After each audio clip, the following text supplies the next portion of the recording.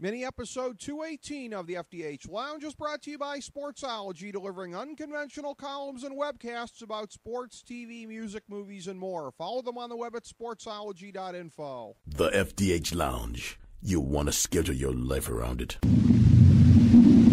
A long time ago, on a gloomy, wet Cleveland spring night, two men stand alone amidst the late-night drizzle. Their voices echo across the vacant station parking lot as they debate the merits of the great American radio show that have been missing for far too long. On that night, an idea was born. That idea became the FDH Lounge.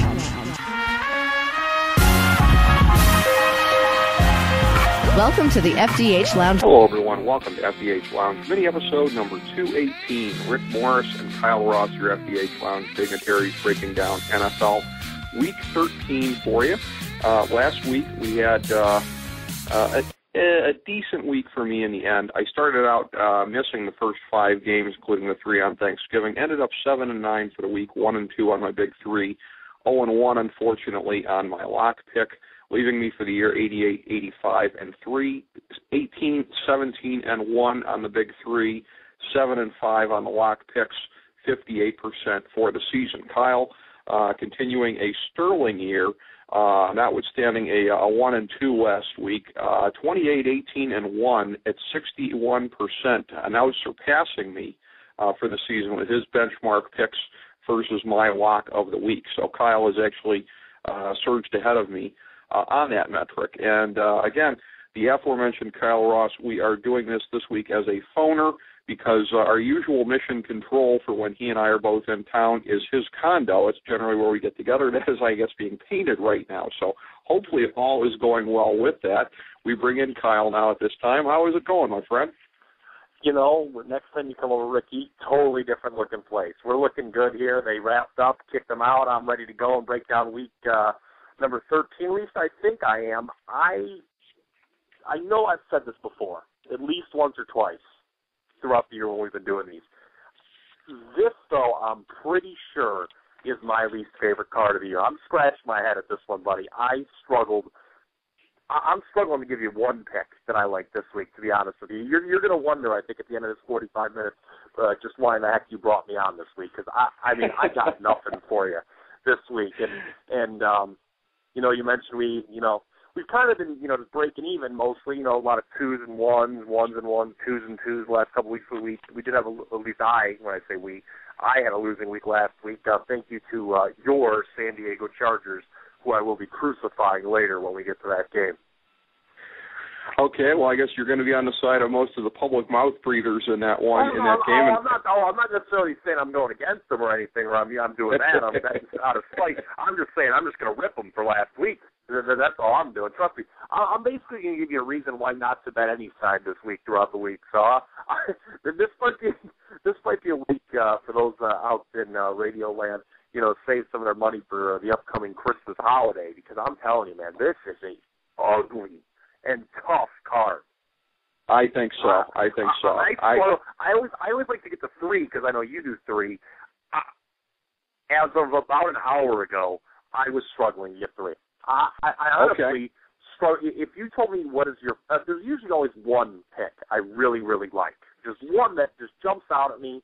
It as soon as the lines come out on Sunday, there was nothing of the sort. Perhaps it was because some of the lines were late coming out. There's even some that you can hardly find a place to bet right now. But, there was nothing that struck my fancy on this card right away. I really had to struggle here. Yeah, it's a brutal one.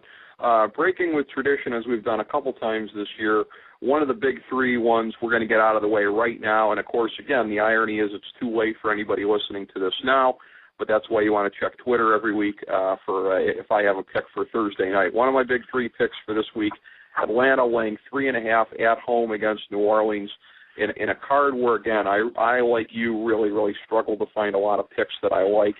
I'm going to go on this one for the Falcons. They're overdue, certainly, to get revenge for the last couple of years, the way that the Saints have dominated them. What I find to be very interesting is that the Saints are not a team, notwithstanding what happened the first time around. They're not a team best targeted to exploit the Falcons' weaknesses at this point in time here. They only averaged 26.59 as far as possession goes, and the Falcons have been a team where you want to try and run the ball on them. They give up 123.2 yards per game rushing. The Saints, however, can be run on at 156.5 yards per game. That could be what the Falcons' running game needs to get itself healthy. I think the Falcons, in front of a rousing home crowd Thursday night, get their revenge on the Saints and take out many years' worth of frustration. That's one of my big 3 picks, laying the 3.5. Again, force me to make one. I would probably side with you here. The hook scares me, certainly, because Atlanta, this is a team that has been living dangerously all year long.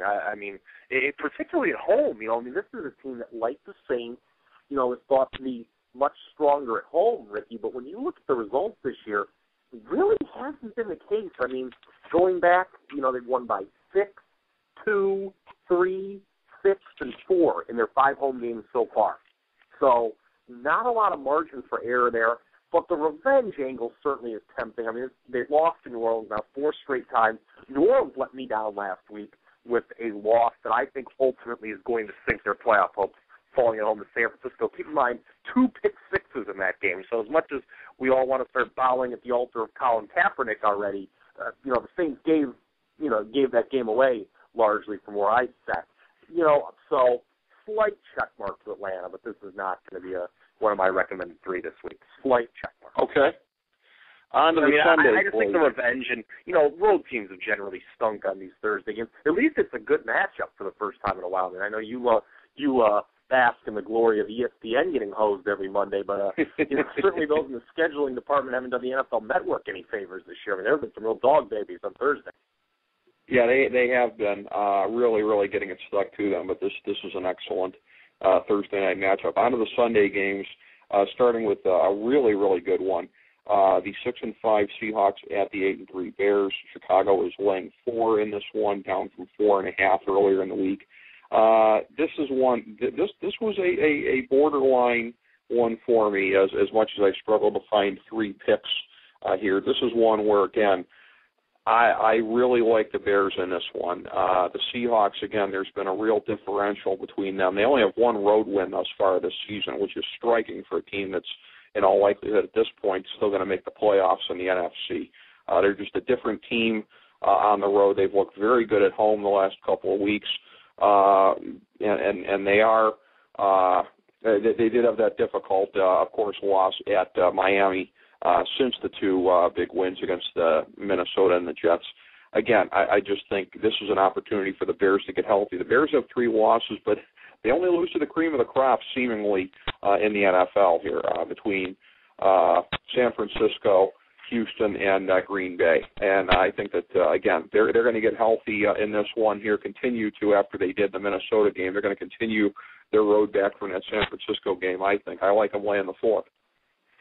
This made my recommended 3. I'm going with the Bears. But before I go into, some of the stuff with home road dichotomy in Seattle and the Bears, tell me your top 5 in the NFC. Rank your top 5 teams in the NFC. I assume they would have to be the combination of Giants, Falcons, Packers, Bears, Niners. Who's the best team in that group? In the NFC? Okay. Yeah.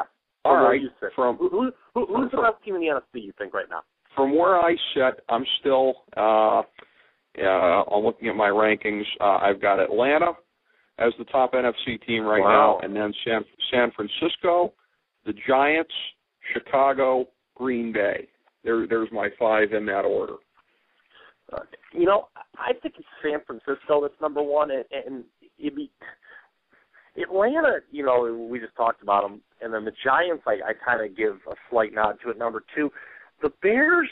I picked them to win or the NFC before the year, but I'm getting and though you made a great point that the only teams that they've lost who are really good, it's somewhat troubling come playoff time because they're only going to face really good teams. Now, Seattle is going to be I'm with you. I still think Seattle makes the playoffs. I'm going to tell you why. The loss here would drop them to 6-6, be their 2nd in a row. You mentioned the overtime loss to Miami last week. I watched a great deal of that game. I can't believe they lost it, Ricky. They seemed in complete control throughout. They even got a kick return. after Miami had tied the game up 21-14, but, that defense, which, has its own issues now with, potentially both starting cornerbacks facing 4-game suspensions. So, take what I'm about to say with a grain of salt. I think they're going to finish strong because this is actually their last true road game. The only other time they're not going to be playing at home the rest of the year after this week will be a trip north of the border against Buffalo in Toronto. But other than that, it's all home games. So they should almost win out. They'll probably, they do play San Francisco and Seattle, but, I kind of like the Seahawks' chances in that game hosting San Francisco. But here, Chicago makes my recommended 3. I've said it all year long. With Seattle, it's as simple as fade them on the road, take them at home. They proved it again last week with a loss. They only have the one road when you mentioned they have not lost at home. The Bears are, while I be really beginning to question how they're going to perform against the other playoff teams, I do think they're significantly better than Seattle, particularly at Soldier Field. So the Bears get a recommended pick for me this week. All right, so we agree on that one. Next up is 6-5 Minnesota at 7-4 Green Bay. The Pack is laying 8 in this game. It started out 9.5 earlier in the week, so you see the way that the money is going. Notwithstanding that, in looking at it, and the fact that I've been bagging on Minnesota a good part of the year and calling them overrated and calling for them to regress to the mean, which they will, and which I think they will in this game. I don't give them much, if any, chance to win. But 8, I still think they got a chance to backdoor this one here. What would be smart for them, what I think they'll be able to do, the way that Adrian Peterson has bounced back from his injury and really had a hell of a year. Green Bay's not horrible against the run, but they're mediocre. They're middle of the pack against the run. I look for the Vikings to try to use Peterson to chew up the clock, disrupt the rhythm of the Packer passing game here, and sneak in the back door, getting the 8 points. That's my pick. Too many injuries for Green Bay, I think. I'm with you. This is not, this didn't make my big 3, but I'll give a slight check mark to Minnesota with the points here. I don't know about, everyone, kind of assumes Green Bay is so great, but, before last week when they were, you and I believe, by the way, whenever you and I agree on a big 3 pick, I think they do quite well. I can't remember if we're 2-0 or 2-1. It doesn't happen often when we agree, but I know we both were big on the Giants last Sunday night. They came on the bye and just thumped Green Bay. Green Bay's been thumped. Now, that's what I'm concerned about them, too. They're in Chicago, offensive line issues galore. And, Green Bay's been thumped now by San Fran and the Giants. But, I'm with you. I'm not a huge believer in the Vikings at all. Obviously Aaron Rodgers over Christian Ponder, quarterback, is a huge advantage for the home team. Green Bay's going to win this game, but, laying more than a score, not interested there. No, I certainly concur with that. Next up here, a rematch of the tie game. It is San Francisco 8-2-1 at St. Louis 4-6-1. This is a line where the Niners are laying 7.5, had been 9 earlier in the week. The public seems to be very heavy, from what I can tell, on San Francisco, sort of treating this as a revenge type of situation. They had that win taken from them a couple weeks ago. Notwithstanding all of that, again, I like St. Louis to come in the back door. I think they proved last time that they can play San Francisco tough. It's going to be at home, and I just think, again, there have been some instances this season where San Francisco has gotten in some of those tough, gritty field goal type battles with teams. The one that comes to mind is that primetime game against Seattle. It was 13-6. They've been prone to those the last couple of years. I just see this being one sort of like that, maybe a 16-10 type game, but with St. Louis sneaking in the back door. The Rams have fared well in division play under Jeff Fisher. 4-0 against the spread, yes. 3-0-1 straight up. They swept Arizona. They beat Seattle in St. Louis. We referenced Seattle's road woes earlier, and then, as you just mentioned, so eloquently tied the 49ers a couple weeks ago. It's one of those things in the NFL, I've preached it all year, that teams kind of reach, a peak. Everyone loves San Francisco. I just mentioned I kind of happen to think they're the best team in the NFC right now. Everyone's all over the Kaepernick bandwagon. Niners will win here, but again, you know me, Ricky. I mean, I'll always take the home dog in a situation like this. not a recommended 3, but, on principle, a small check mark next to the Rams. So I would agree with you. Yeah. All right, nothing we're really disagreeing on yet. That's one. Well, this next one's pretty tricky. I really, really struggled to get my head around this one. A battle of decrepit 4-7 teams. The 4-7 Cardinals, a team that's lost 7 in a row, against the Jets at 4-7. This game at MetLife Stadium.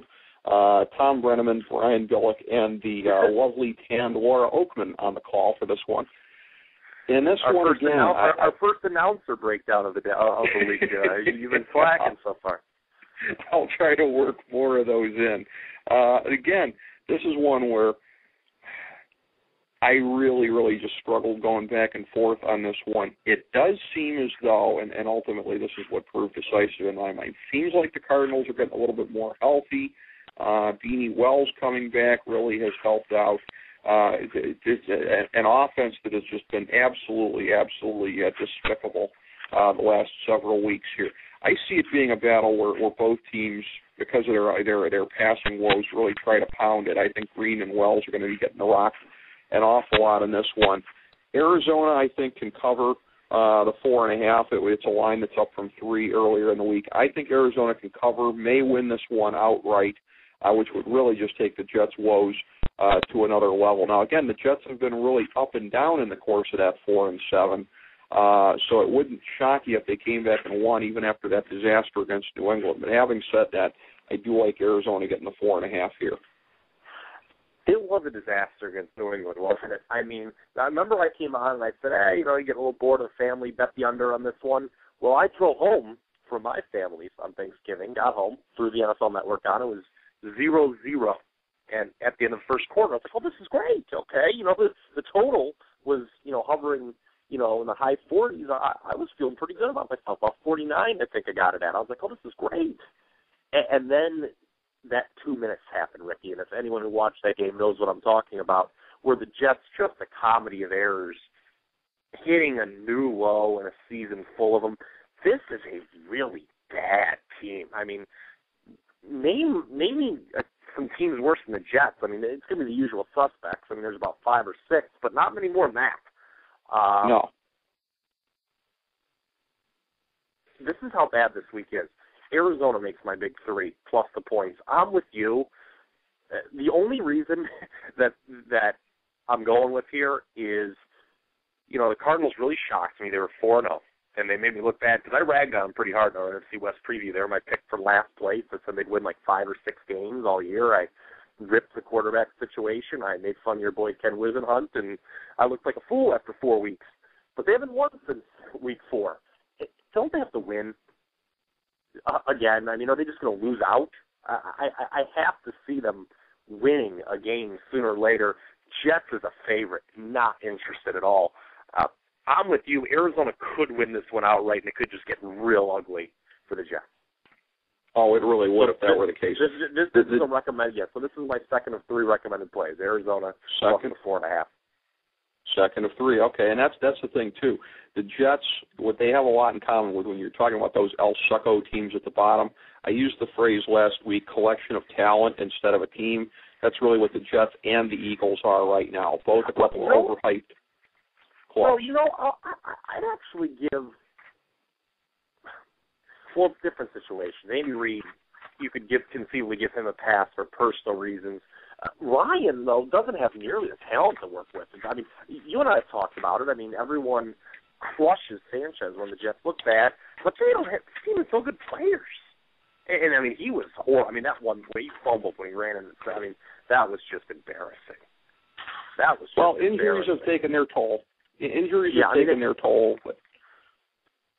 But I mean, you look. We talked about the boom or bust potential, and they have been up and down. I mean, remember they hammered the Colts a couple weeks back. That people thought they were getting back on track, but really since then, they've done nothing. I mean, right at all.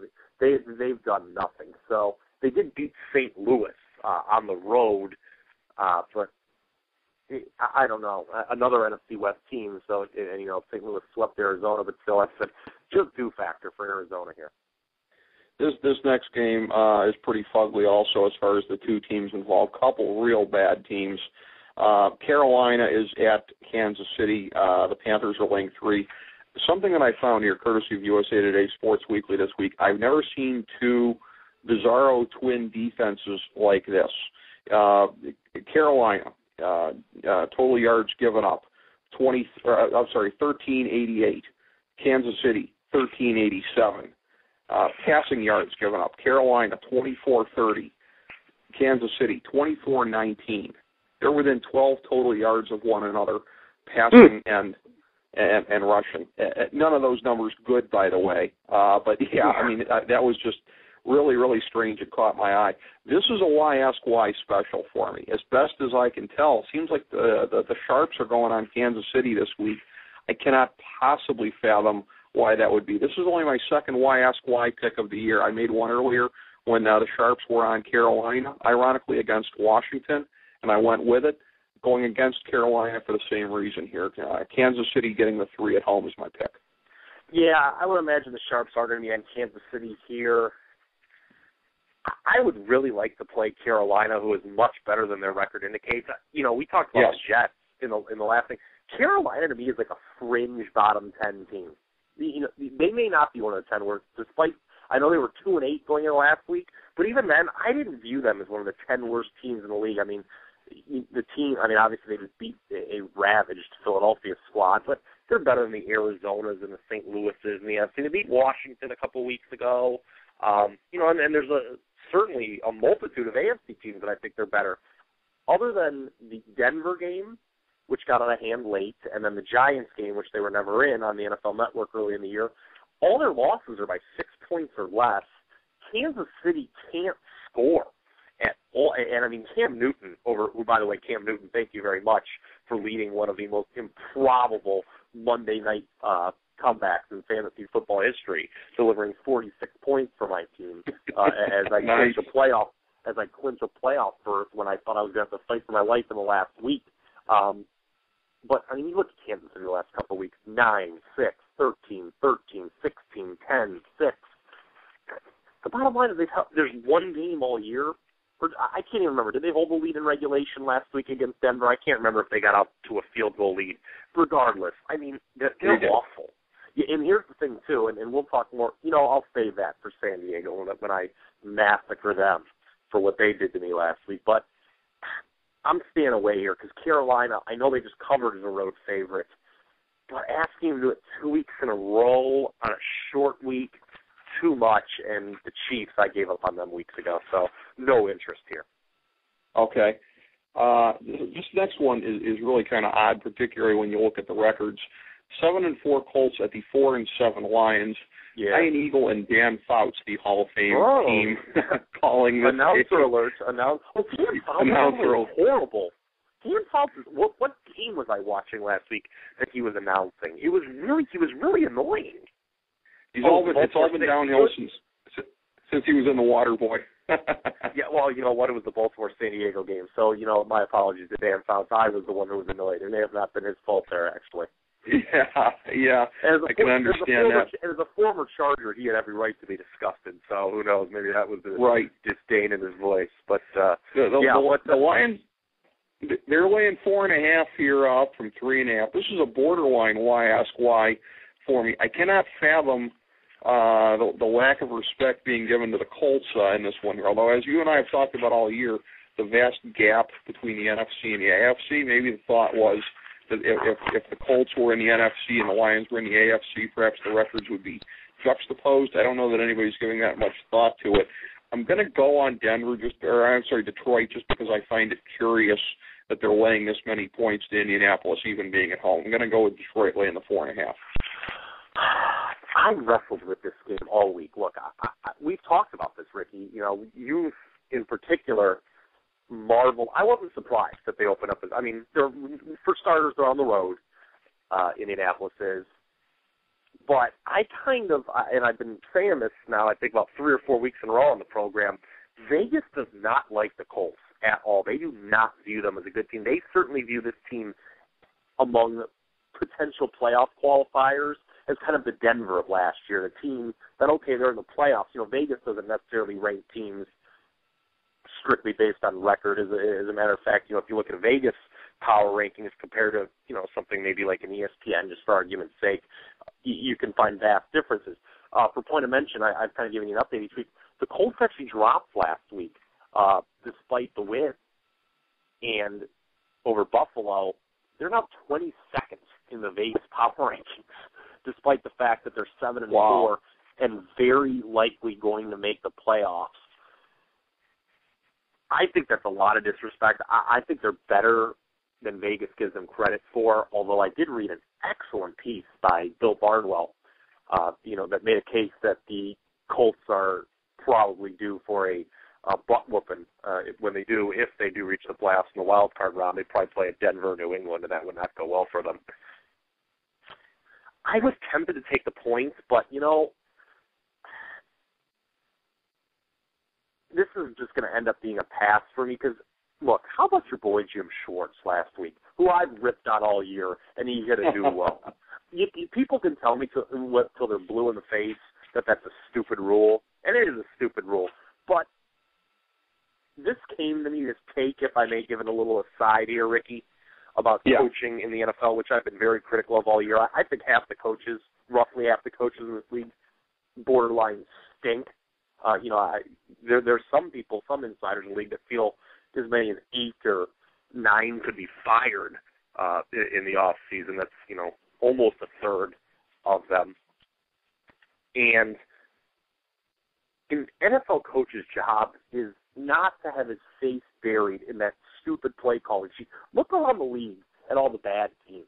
Their coach did the Browns, who I know we'll get to in a little bit, who I know they won last week over Pittsburgh, or Garrett in Dallas, Reed in Philly. Did you ever notice some of these guys?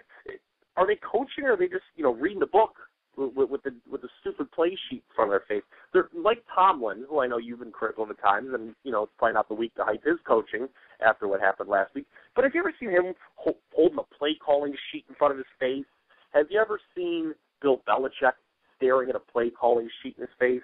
It's about managing. It's about institutional control. Jim Schwartz has none of that. He stinks. I have said it all year. He is such a bad coach.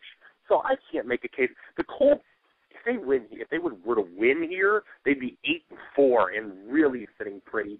I can't see that. They're probably going to lose, and it's probably going to be real close to the number.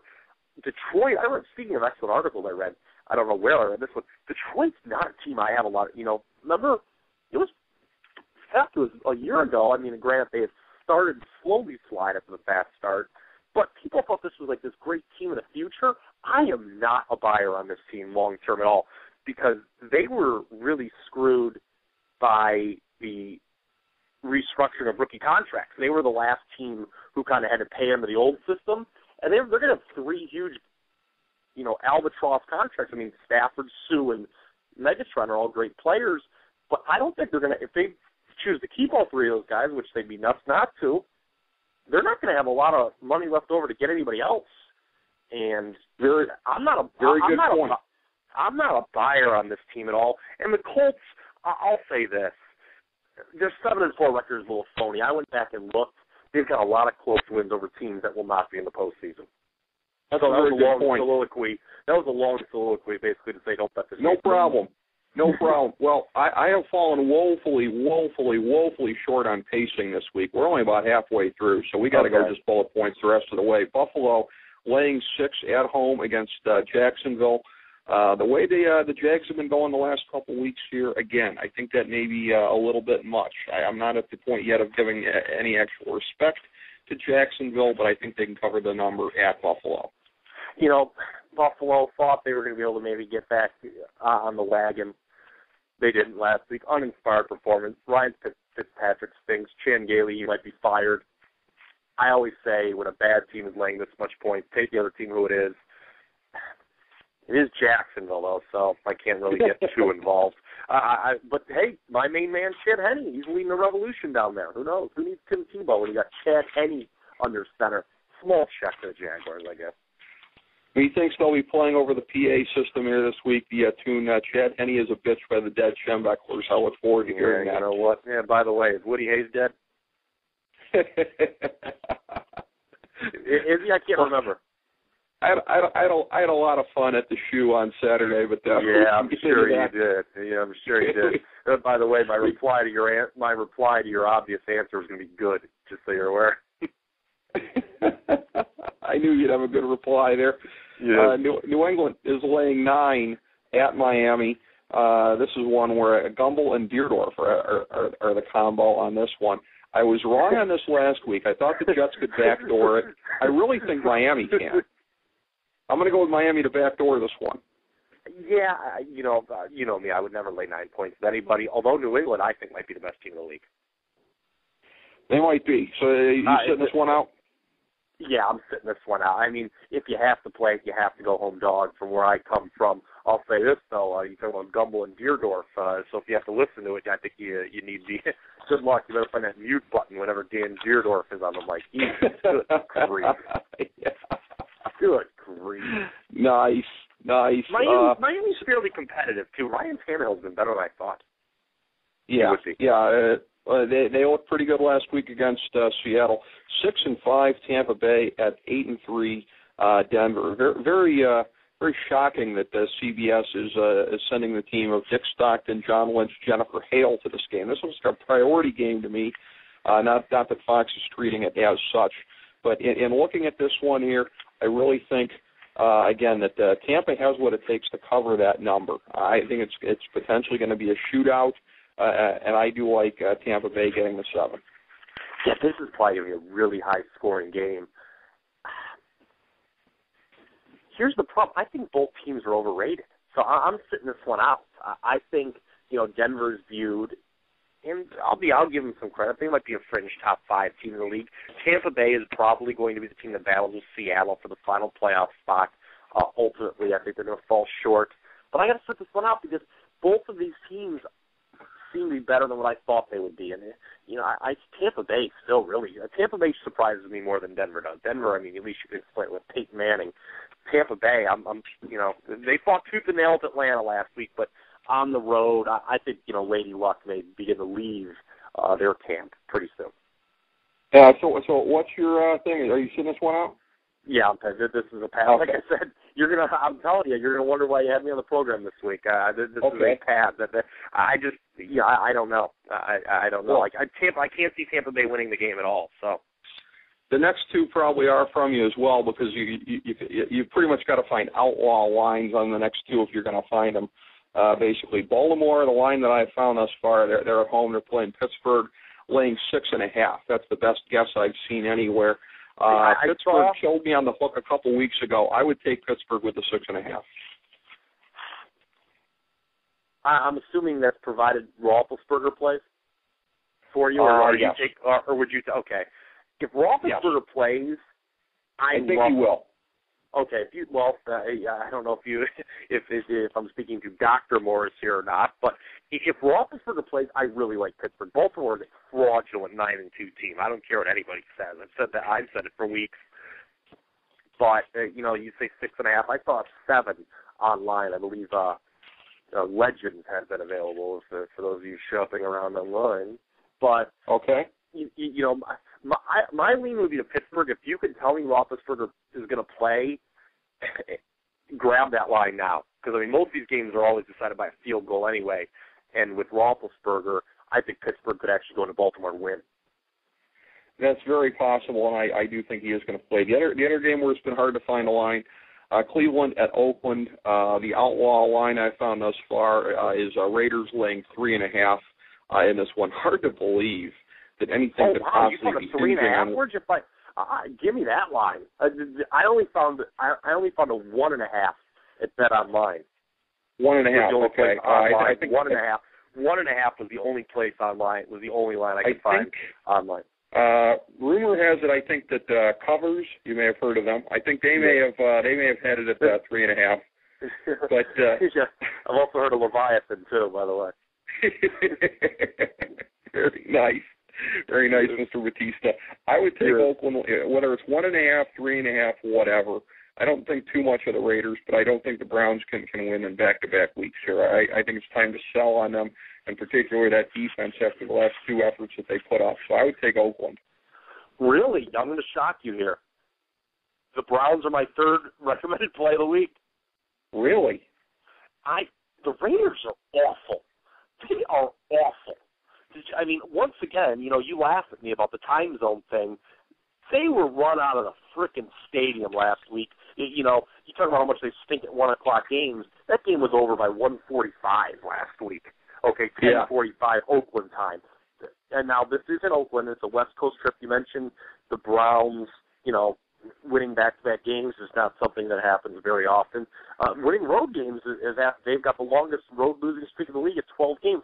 I think that's got to snap sooner or later. And really, is there any better opportunity for them than to win at Oakland? Oakland is awful.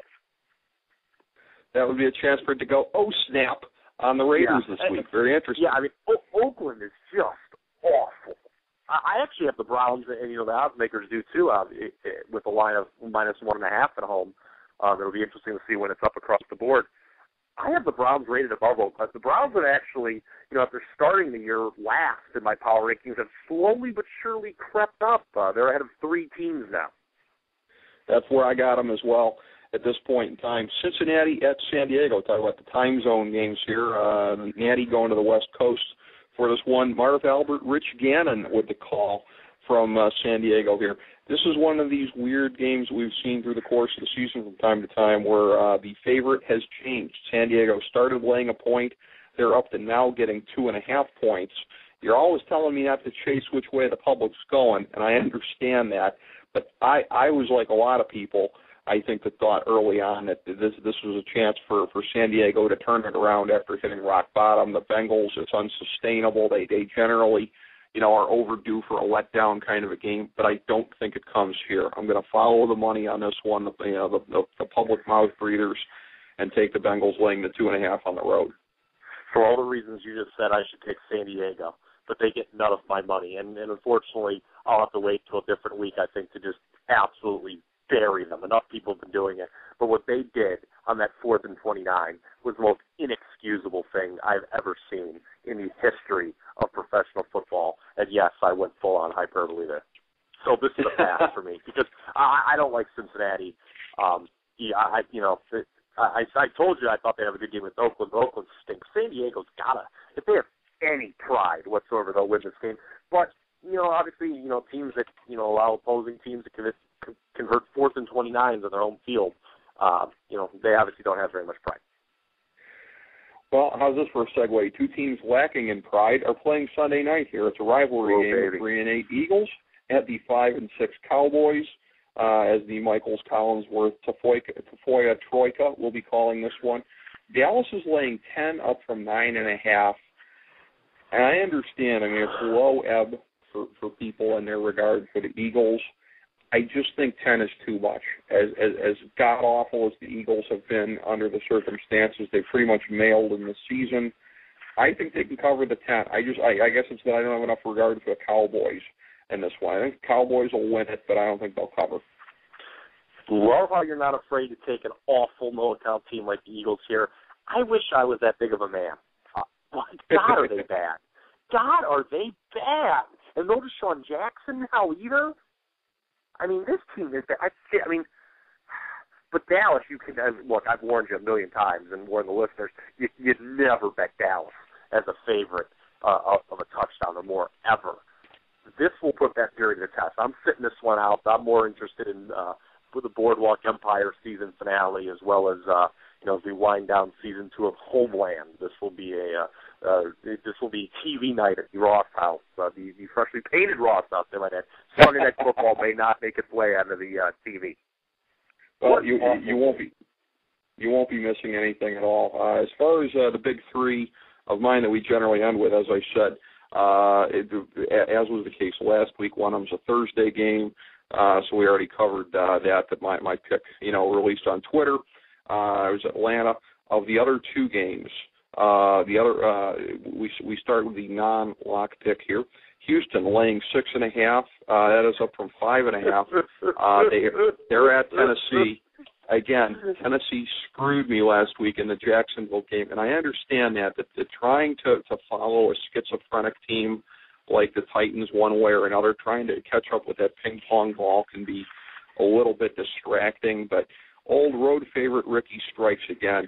Houston, although they didn't lose in the last 2 weeks, but they looked like crap relative to how they looked the rest of the season here. They looked very mortal against Jacksonville and Detroit. I am regarding that as their trough. They didn't lose those games, but I think they're now going to get that second wind from having come that close and knowing that they haven't had very good efforts the last 2 weeks there. I like Houston laying the 6.5 at Tennessee. Believe it or not, I would almost be tempted to join you, but Houston's got a huge game on deck against New England, which is, by the way, a Monday night game. Hey, 3 cheers for my good buddies at ESPN there. I have to sit this one out because on sheer principle, my natural lean to the home dog, but I'm with you. Houston's kind of due in line for another good, after, phoning it in the last 2 weeks. And they do better when the national spotlight's not on. So they're going to win here.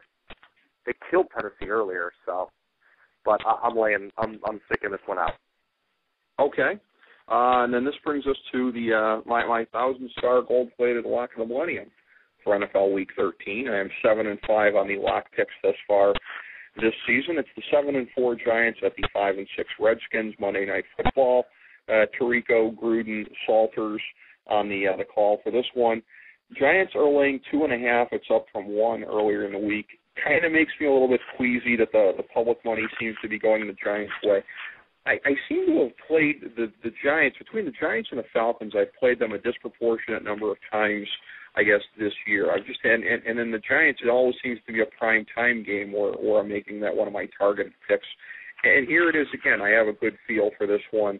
Just that, again, I think there's a little bit too much public gaga about this rivalry. Oh, the Redskins are nipping at the heels of the Giants. I don't think so. And anybody that was watching Sunday night, I think, would be hard-pressed to believe that as well.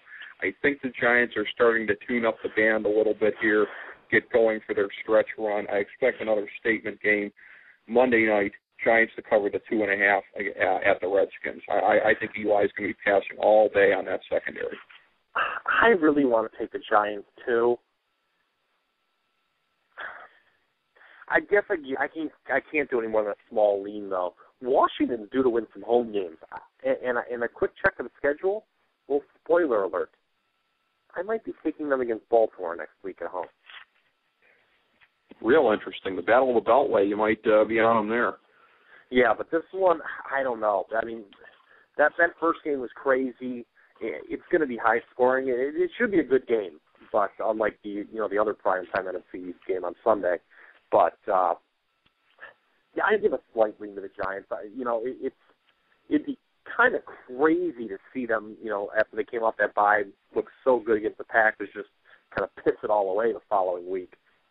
Small lean. I certainly have more regard for them, obviously, like you do as well, than I do the Redskins, who, RG3 is really good, but not a lot else there. No, exactly. Kind of a Fugazi media storyline there about how the Redskins are nipping at their heels. Not this year, fella. So my big three are Giants, Houston, and Atlanta. Not coincidentally, 3 of the top teams in the league. The Giants being my lock pick. Your big 3 picks for the week: Chicago, Arizona, and Cleveland. Being the other pick there. Cleveland. But by the way, I can't let this thing end without mentioning this. You've been self-flagellating all year on picking the Bills to make the playoffs. I just have to say this: as bad as they are right now at 4-7, their remaining games: Jacksonville this week at home, St. Louis at home, Seattle in Toronto, at Miami, and then the Jets. You can't rule out that they'll be 9-7. I don't think they're good enough, but you can't rule it out. So you could be right in the end.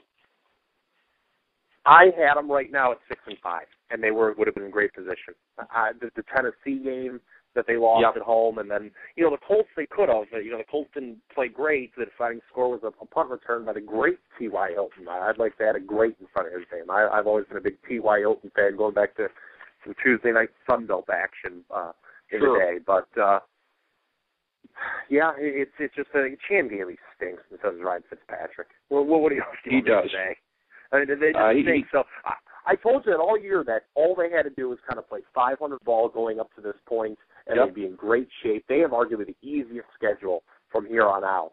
I mean, they're nothing but bad teams. I mean, Miami, Seattle's a good team, but that could be the one loss. But, I mean, they're not going to turn it on. Great stuff again this week, Kyle. Thanks very much, my friend. We'll catch you all next week for NFL Week 14. Look forward to it, Ricky. As we bring the show to a close, we would like to extend our deepest gratitude to NBC, CBS, ABC, Fox, all Clear Channel affiliates, TNT, TBS, USA, UPN, Deadspin.com, YouTube.com, YTMND.com, MySpace.com, various blogs, Fox News, CNN, CNBC, MSNBC, IamBoard.com, Billboard.com, Google.com, ESPN, ESPN2, ESPN News, ESPN Classic, NBA TV, NFL Network, Sports Time Ohio, Athlon Magazine, Comedy Central, Cartoon Network, The Boomerang Channel, QVC, BET, The Spice Channel, Steno Notebooks, Manwich, Papermate Office Supplies, Waitresses, Strippers, Bartenders, Garbage Men, Janitors, Microwave Popcorn, the writers of The Office, Scrubs, Entourage, My Name is Earl, Oz, Metalocalypse and the Boondocks, Aquafina, and The Periodic Table of Elements.